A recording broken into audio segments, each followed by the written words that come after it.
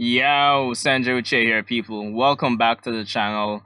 And as you can tell, it's gonna be one of those rare occasions where I actually talk about a piece of content that's not Dragon Ball or Naruto related. And as you can tell, we'll be talking about Black Panther tonight. So, of course, I actually went out to see the Black Panther premiere, well, here, tonight at the theaters. And I must say, all the hype and expectations I had going into this movie were thoroughly met.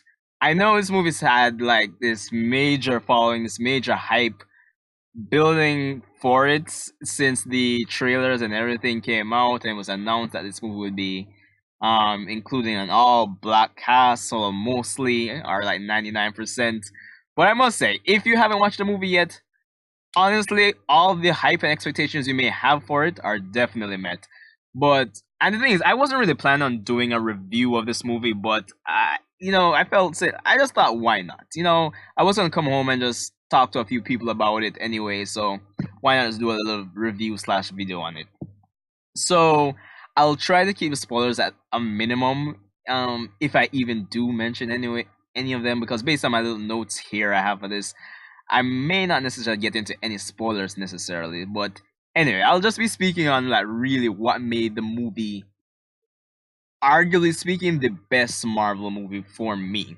So dissecting it, the first thing I want to talk about is the themes and the social, I guess the social commentary. I guess that's the phrase or the term I'd use. But yeah, but the themes, tradition, honestly, beyond the action and the character dynamics and all of that, tradition is one theme for Black Panther that really stands out, honestly. And it really and truly allows you to think beyond the scope of the movie in the sense that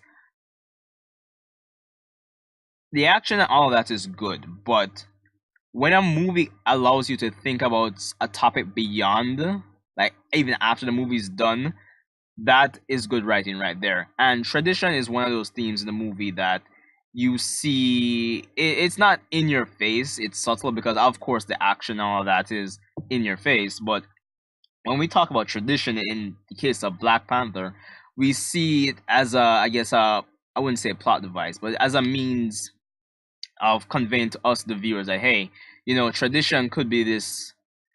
Tradition can be one of those things that a person uses for maintaining self-interest, of course, maintaining culture. But how far do you go with tradition? Honestly, sometimes tradition can prevent you from doing the right thing at the end of the day, and I found that to be a very interesting way in terms of how it was portrayed to us on screen throughout the story.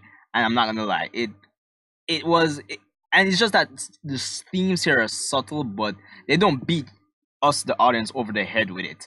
And honestly, even the social commentary, I guess, through the use of the antagonist in this movie, Killmonger, in terms of his beliefs and essentially how countries make use of resources at the end of the day. If you're a country that has the resources that can help other war torn countries and all that, what do you do? Do you help them at the risk of putting your country at risk?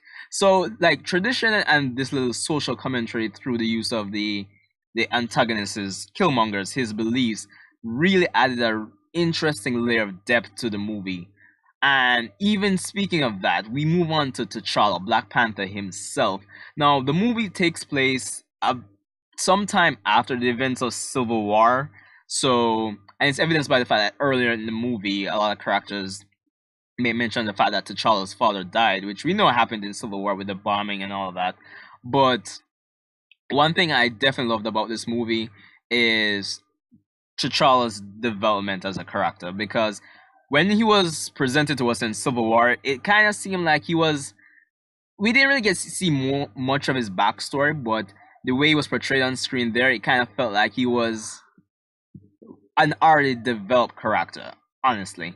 But getting to see this movie, which takes place after, and seeing him developing and rising to become King of Wakanda and all the different issues that come with that, it honestly paints a different picture in a positive way, honestly, because even though he's a strong character, honestly, based on how he they portray him, but at the same time, through this movie, we see that he has weaknesses and doubts as a character, which are, in terms of pacing, he steadily grows into a character that I would say is worthy of becoming king, as things actually go back to what I was saying in terms of the themes of this movie, tradition, in which, as he learns more about his past and things about his family, where his fought with his father and uncle and all of that, and it kind of feels like this old generation versus new generation thing, which I guess is inherent in when you have a movie that has tradition as its theme, and how overcoming tradition sometimes can be to the benefit of not only yourself but others around you, whether it be other people, other nations. So that was definitely good storytelling. And honestly, Killmonger, the antagonist himself. No, I've kind of scanned through the comments and all of that and watched a lot of reviews where Marvel movies are, well, some Marvel movies are concerned, and like the general comments is that Marvel movie villains aren't really all that. But I found Killmonger to be. I heard he was a good villain in this movie before I watched it, and I must admit he's definitely one of the best, if not the best, antagonist slash villain for Marvel, for this Marvel Cinematic Universe. Reason being is that the way it's written, I always appreciate when, if you have a fictional universe and you have an antagonist or even a set of characters, that even though you have this magical, mystical universe with guys who can build armor with characters like the Hulk and Thor, when you have a character that's in all of this but still feels grounded in reality, that you can relate to him, it it does wonders. And that's what I think Killmonger really brings to the table, because his backstory is really, it's not something that happens to everybody, but it's grounded in reality, honestly. And his convictions and why he does what he does in the movie, you can sympathize with him. It's almost as if he's one of those morally grave villains. I'm not gonna lie, and that does wonders. Um, and the conflict he brings, the fact that it's his conflict, the conflict that he brings, is what's necessary for T'Challa's development, as they have shared history. So the villain causing the development in the protagonist, definitely good. Now, the themes, T'Challa, and the antagonist aside, the things that are more on the surface, like the acting, the cast, I must give. Honestly, it was fun seeing them on screen, especially, and it's good they didn't whitewash this movie. Honestly, they couldn't. I'm pretty sure people would like riot if they whitewashed this movie. The acting was on point. I love the character dynamics in terms of the interaction and the dialogue.